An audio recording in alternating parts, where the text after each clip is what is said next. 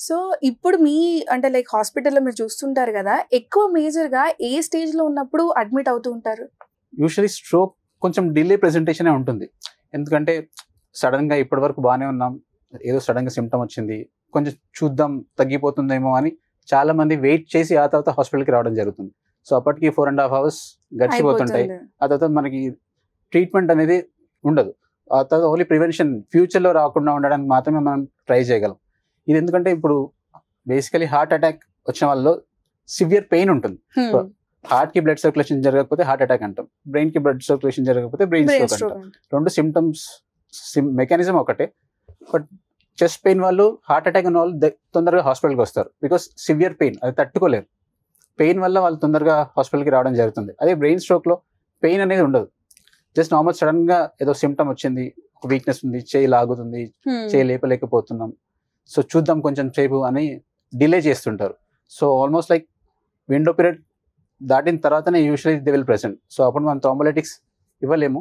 So అప్పుడు ఏం చేస్తామంటే if there is major clot mechanical thrombectomy అంటాం. So within 12 to 24 hours we have the chance to go for intervention.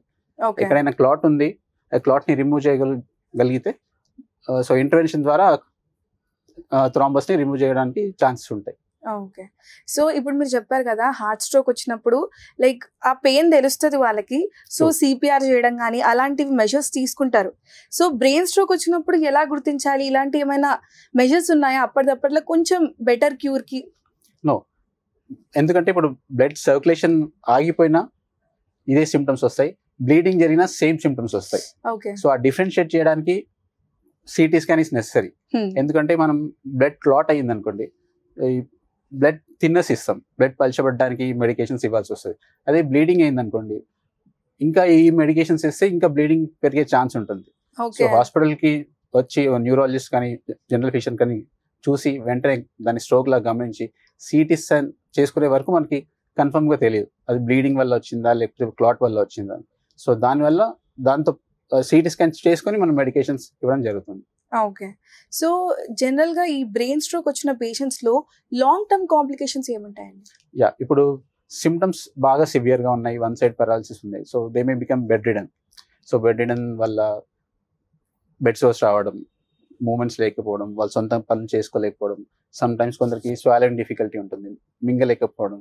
So వాళ్ళకు rails tube feeding అంటాం అనమాట. ముక్కు ద్వారా ట్యూబ్ వేసి ఫీడింగ్ ఇస్తూ ఉంటాం. సో ఇవన్నీ వాటి వల్ల వచ్చే కొన్ని complications, prolonged bed ridden state వల్ల వచ్చే కాంప్లికేషన్స్ ఉంటాయి.